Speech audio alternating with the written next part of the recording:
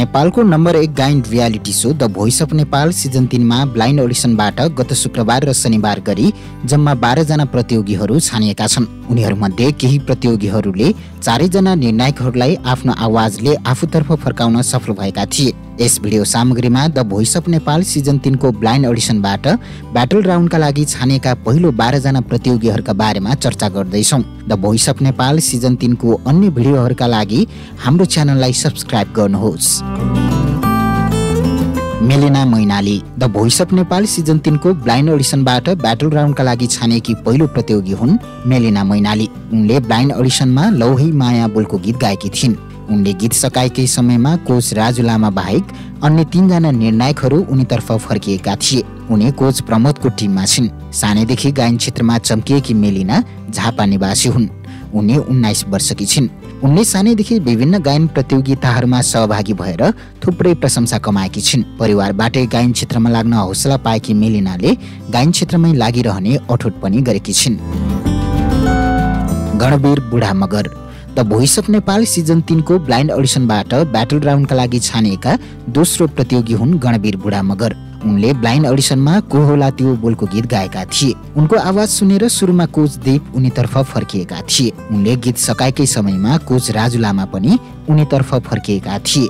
यसरी उनले 2 जना कोचहरू आफूतर्फ फर्काउन सफल भएका थिए। उनी कोच राजुको टिममा छन्। 20 वर्षीय गणवीर रोल्पाका हुन्। रोल्पामै भएको स्थानीय प्रतियोगिता जितेर चर्चामा आएका गणवीरले सो जिते बापत गीत गाउने अवसर पाएका थिए। आयोजक टिमसँग संवाद नभएपछि गणवीर अझै जोडतोडका साथमा संगीत क्षेत्रमै लागिरहे र संगीतलाई नै आफ्नो प्यासन र प्रोफेसन बनाए। Dhruv Tamang the voice of Nepal season 3 को ब्लाइन्ड अडिसनबाट ब्याटल राउन्डका लागि छानेका तेस्रो प्रतियोगी हुन् ध्रुव तामाङ। उनले ब्लाइन्ड अडिसनमा नभन मेरो बोलको गीत गाएका थिए। उनको आवाज सुनेर कोच प्रमोद अन्तिममा उनीतर्फ फर्किएका थिए। उनी कोच प्रमोदको टिममा छन्। 29 वर्षीय ध्रुव नुवाकोटका हुन्। उनी हाल काठमाडौँमा बस्छन्। संगीतमै रमाउने उनी संगीत क्षेत्रमै आफ्नो परिचय स्थापित गराउन चाहन्छन्। Sujita Yonjan the voice of Nepal season 3 को ब्लाइन्ड अडिसनबाट ब्याटल राउन्डका लागि छानिएकी चौथो प्रतियोगी हुन् सुजिता योन्जन। उनले ब्लाइन्ड अडिसनमा दुख्छ छाती बोलको गीत गाएकी थिइन्। उनको आवाज सुनेर कोच देव अन्तिममा उनीतर्फ फर्किएका थिए। उनी कोच देवको टिममा छिन्। 18 वर्षीय सुजिता रामेछापकी हुन्। अहिले पाटन ढोकामा बस्दै गरेकी सुजिता सानैदेखि संगीतमा रुचि राख्थिन्। रामेछापको विकट भेगमा जन्मिएकी उनले घाँसदाउरा काट्दै र गोठालो जाँदै गर्दाको अवस्थादेखि नै गीत गाउन थालेकी थिइन्। जंगलको बाटोमा एक्लै विद्यालय जाँदा आउँदा गीतलाई साथी बनाएकी उनी संगीतमै केही गर्न चाहन्छन्। गायिका बन्ने ठूलो सपना बोकेकी सुजिताले अहिले संगीत विषयमै अध्ययन पनि गरिरहेकी छिन्। Dharmendra Sunar the voice of Nepal season 3 को ब्लाइन्ड अडिसनबाट ब्याटल राउन्डका लागि छानेका 5औं प्रतियोगी हुन् धर्मेन्द्र सुनार। उनी सिजन 3 मा 4 जना कोचहरूलाई आफूतर्फ फर्काउन सफल पहिलो प्रतियोगी पनि हुन्। उनले ब्लाइन्ड अडिसनमा पियारी बोलको गीत गाएका थिए। उनको आवाज सुनेर सुरुमै कोच तृष्णा उनीतर्फ फर्किएकी थिइन्। त्यसपछि कोच देव उनीतर्फ फर्किएका थिए। साथै अन्तमा कोच प्रमोद र राजु पनि उनीतर्फ फर्किएका थिए। यसरी 4 जना कोचहरू उनीतर्फ फर्किएका थिए। धर्मेन्द्रले आफ्नो बारेमा बताउँदा 4 जना कोचहरू भावुक भएका थिए। धर्मेन्द्रको कुरा सुनेर भावुक भएकी कोच तृष्णाले उनलाई स्टेजमा गुलाबको फूलले स्वागत गरेकी थिइन्। उनी कोच प्रमोदको टिममा छन्। सुदूरपश्चिमको बाजुरा कोल्टीका धर्मेन्द्र 24 वर्षका छन्। धर्मेन्द्रले आर्थिक अवस्थाकै कारण +2 मा नै औपचारिक अध्ययन रोक्नु परेको थियो। तर उनी संगीतमा भने थप निखारिँदै गएका छन्। सानैदेखि संगीतमा लाग्ने सपना देखेका धर्मेन्द्रले औपचारिक रूपमा संगीत भने सिकेका छैनन्। सानैमा दोहोरी गाउन थालेका धर्मेन्द्रले पछि दाइको निर्देशनमा अन्य विधाका गीतहरू पनि गाउन थालेका थिए। दोहोरी साँझहरूमा गीत गाउँदै अगाडि बढेका धर्मेन्द्रले सुन पसलमा काम समेत गरेका थिए। यसअघि पनि नेपाल स्टार सहित विभिन्न गायन प्रतियोगिता तथा रियालिटी सोमा सहभागी भएका धर्मेन्द्रले आफ्नै ओरिजिनल गीतहरू पनि बजारमा सार्वजनिक गरिसकेका छन्। Samrat Raj Bhandari the voice of Nepal season 3 को ब्लाइन्ड अडिसनबाट ब्याटल राउन्डका लागि छानेका 6औं प्रतियोगी हुन् सम्राट राज भण्डारी। उनले ब्लाइन्ड अडिसनमा न्यानो घर बोलको गीत गाएका थिए। उनको आवाज सुनेर सुरुमा कोच तिर्सना र त्यसपछि कोच राजु उनीतर्फ फर्किएका थिए। उनी कोच राजुको टिममा छन्।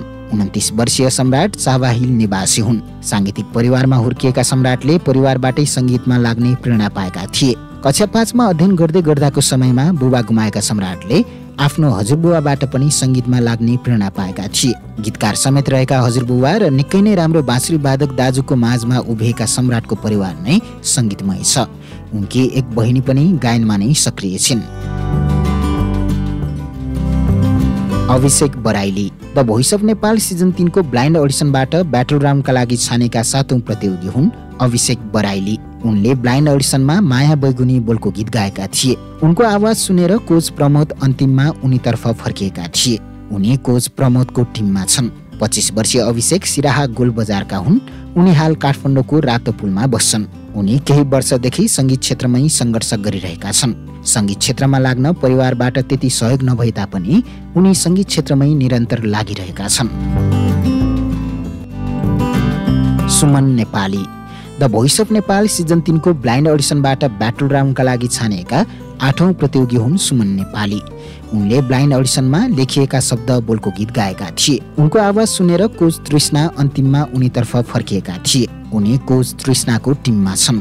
22 वर्षीय सुमन मकवानपुरको हेटौडा निवासी हुन्। बहुमुखी प्रतिभाका धनी सुमन संगीतदेखि खेलकुदसम्म अग्रसर छन्। सानैदेखि गायन क्षेत्रमा रुचि राख्ने उनी वाद्यवादन बजाउन सिपालु हुनुका साथै खेलकुद क्षेत्रमा कोचका रूपमा पनि अग्रसर छन्। करिब 5 वर्षदेखि उस्सुमा क्रियाशील सुमन राष्ट्रिय तहको उस्सुका खेलाडी समेत हुन्। उनी गायक राजु लामाको फ्यान पनि हुन्। Afrita Khadgi the voice of Nepal season 3 को ब्लाइन्ड अडिसनबाट ब्याटल राउन्डका लागि छानिएका 9औं प्रतियोगी हुन् अफ्रिता खड्गी। उनले ब्लाइन्ड अडिसनमा हराएको बोलको गीत गाएकी छिन्। उनको आवाज सुनेर कोच तृष्णा केही समयमै उनीतर्फ फर्किएका थिए। साथै अन्तिममा कोच राजु पनि उनीतर्फ फर्किएका थिए। उनी कोच तृष्णाको टिममा छिन्। 26 वर्षीय अफ्रिता बालाजु निवासी हुन्। सानैदेखि संगीत क्षेत्रमा लागेकी अफ्रिता विशेष गरी वेस्टर्न गीतहरूमा रुचि राख्छिन्। अफ्रिता गायनका साथै आफ्नो आई कलरका कारण पनि चर्चामा छिन्। Sunil Thapa Magar the voice of Nepal season 3 को ब्लाइन्ड अडिसनबाट ब्याटल राउन्डका लागि छानिएका 10औं प्रतियोगी हुन् Sunil Thapa Magar. Sunil the voice of Nepal season 3 मा 4 जना कोचलाई आफूतर्फ फर्काउन सफल दोस्रो प्रतियोगी हुन्। उनले ब्लाइन्ड अडिसनमा मलाई छोडी नजाऊ बोलको गीत गाएका थिए। उनको आवाज सुनेर कोच दीप र कोच राजुले एकैपटक बर्जर दबाएका थिए। त्यसपछि कोच तृष्णाले र अन्तिमतिर कोच प्रमोद पनि उनीतर्फ फर्किएका थिए। उनी कोच दीपको टिममा छन्। 29 वर्षीय सुनिल नुवाकोट निवासी हुन्। मगर संस्कृतिको विभिन्न पक्षहरूलाई पछ्याउँदै हुर्किएका सुनिलले घाटु सोरठी लगायतका संस्कृतिबाटै संगीत क्षेत्रमा लाग्ने प्रेरणा पाएका हुन्। किसानको परिवारमा हुर्किएका सुनिललाई उनको परिवारले पढेर राम्रो सरकारी जागिरमा लाग्न सल्लाह दिएका थिए। तर उनलाई भने संगीतमै रुचि भएकोले उनी सांगीतिक क्षेत्रमै लागेका हुन्। अहिले भने उनको परिवारले पनि उनलाई गायन क्षेत्रमा लाग्न प्रेरणा दिएका छन्।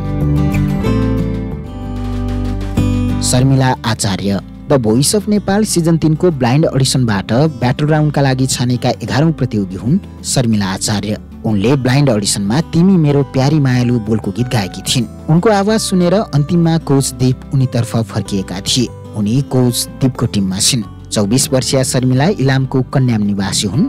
हाल उनी काठमाडौँ काँडाघारीमा बसोबास गर्छिन्। मास्टर्स 3rd सेमेस्टरमा साइकोलोजी अध्ययन गरिरहेकी उनी नेपाल ल क्याम्पसमा LLB सेकेन्ड इयर पनि अध्ययनरत छिन्।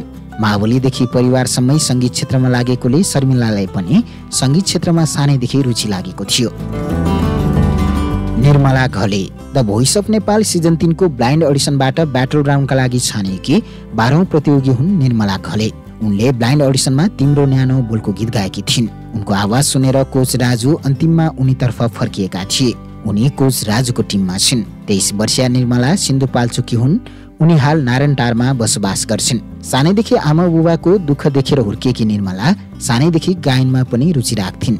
सानैदेखि संगीत सिक्ने सोच बनाएकी निर्मलाले परिवारको अवस्थाकै कारण संगीत सिक्न भने सकिनन्। यद्यपि उनले संगीतको क्षेत्रमै पाइला चाल्ने अठोट गरिन्। लाइभ म्युजिकबाट करियर सुरु गरेकी निर्मलाले परिवारकै लागि गायन क्षेत्रमा राम्रो नाम कमाउने अठोट गरेकी छिन्।